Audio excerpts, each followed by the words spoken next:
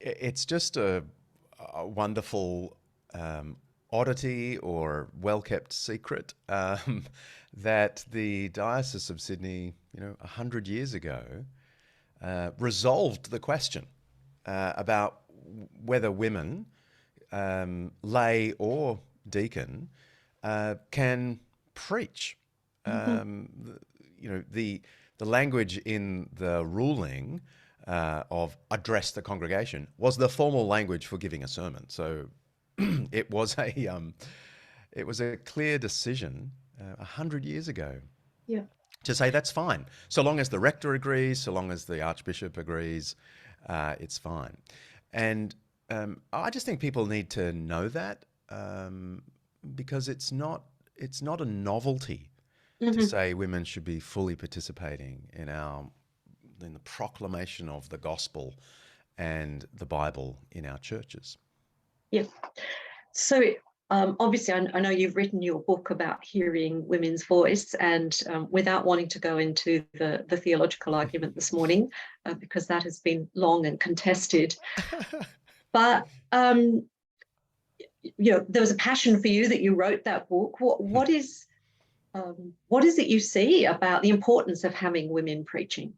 Yeah, some have said it was my rush of blood to the head to write that book, um, because you know, even though it was not very radical, certainly not in the light of this 100-year-old ruling in the Sydney Diocese, but I wasn't even arguing a fully radical egalitarian position, much to the disappointment of some of my fully egalitarian friends.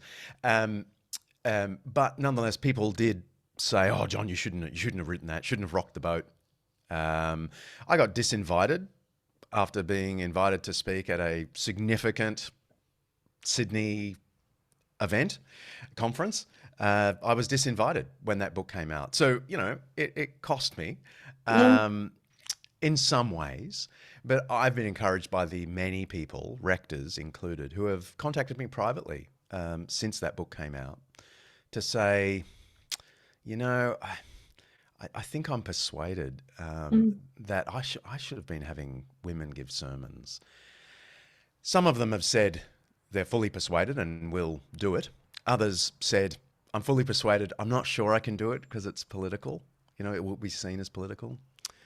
But in terms of my motivation, it was just the realization that the Bible fully expects the participation in public, in church, of women. And I have benefited over the years so much from gifted, godly women. So I thought, well, you know, I can write this little book, get it out there, get the conversation going, and hope for the best. Mm.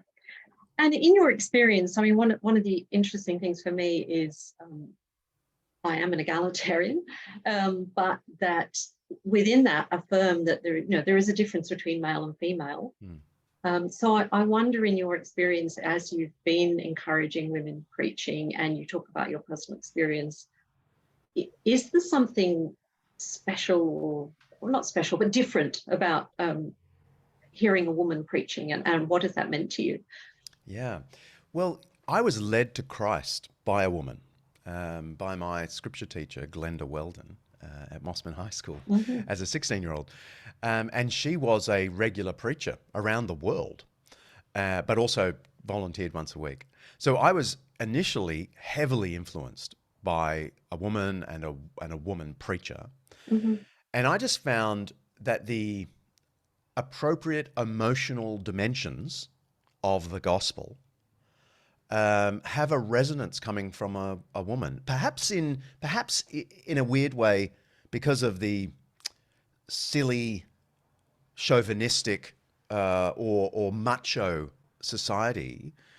Men who are emotional are looked down on a little bit, Mhm. and so in a weird way, women aren't criticized for that, and there's a power in it when they can bring the emotion. And certainly that was true whenever I heard Glenda preach. The interesting thing is, though, in my early 20s, I was heavily influenced by some other preachers who told me that I shouldn't be so joyful about Glenda's preaching and other women I'd heard preach.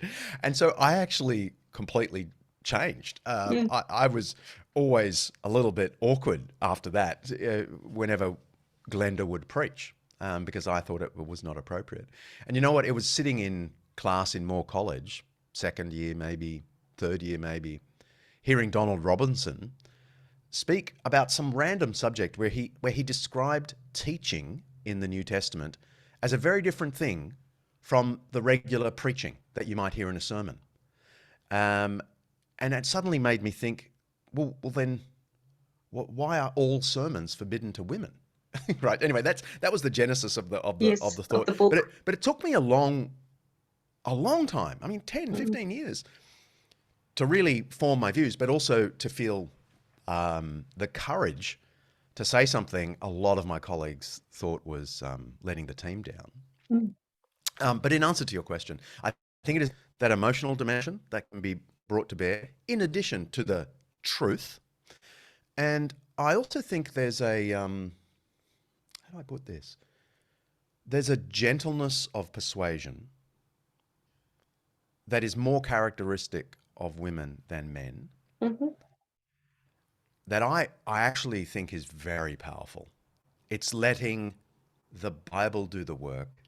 You know, so we're used to male preachers who wave their hands and speak with a kind of affected authority, you know, in the voice and so on. And mostly women don't do that. The women preachers, they're just a little bit more gentle and it's the force of ideas and the force of the truth of the Bible that I think just whacks you around the head.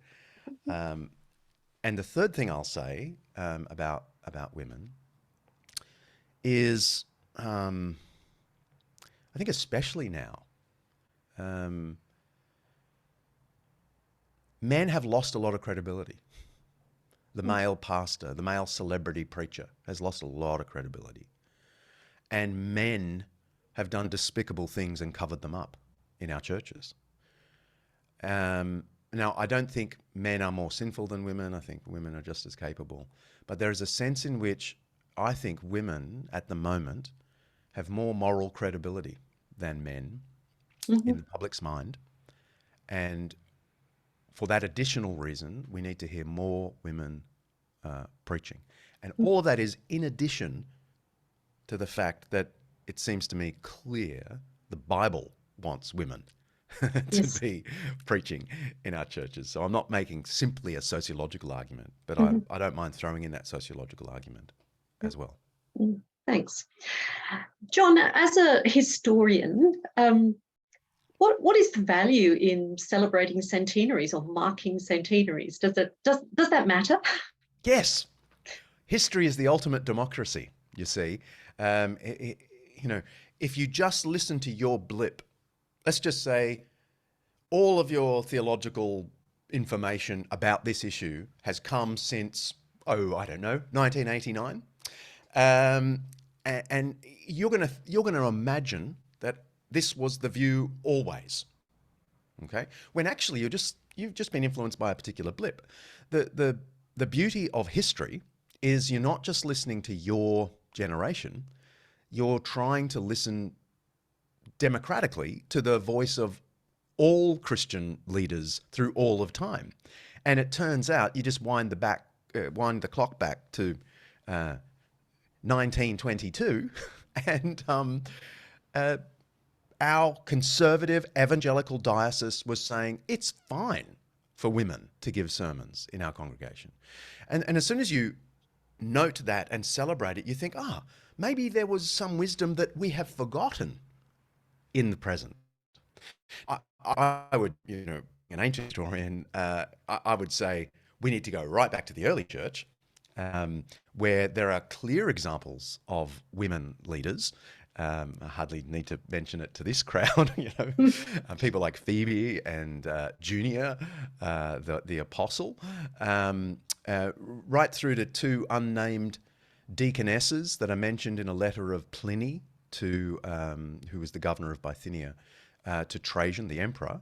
So a non-Christian writing to the Emperor Trajan, and says the way he found out about Christianity is he tortured two slave women the Christians call deaconesses to get to the bottom of Christianity. So he obviously saw them as the way to access information about Christianity. Go forward a century, and you've got this woman called Nuni that hardly anyone knows. She evangelized Georgia, what we call now Georgia, just north of Armenia, and she led that whole kingdom to Christ. Starting with the king and the queen, and then the officials, and it was through her public preaching that she did this.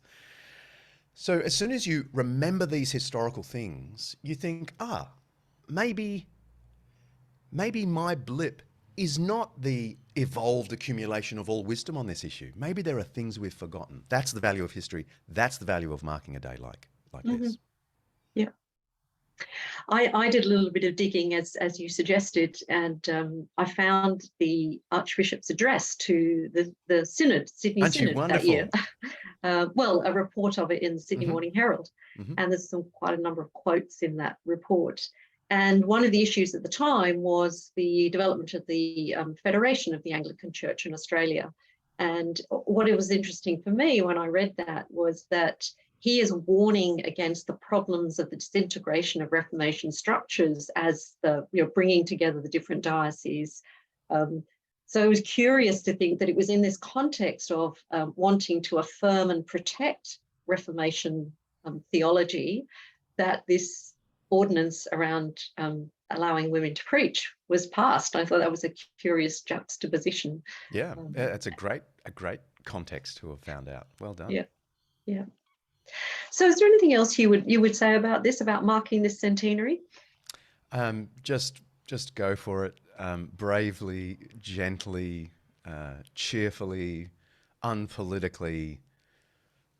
Raise your voice and let God, by his Spirit, do the great work that will hopefully convince everyone that it's a wonderful thing to have women fully participating in the public proclamation of the gospel in our churches.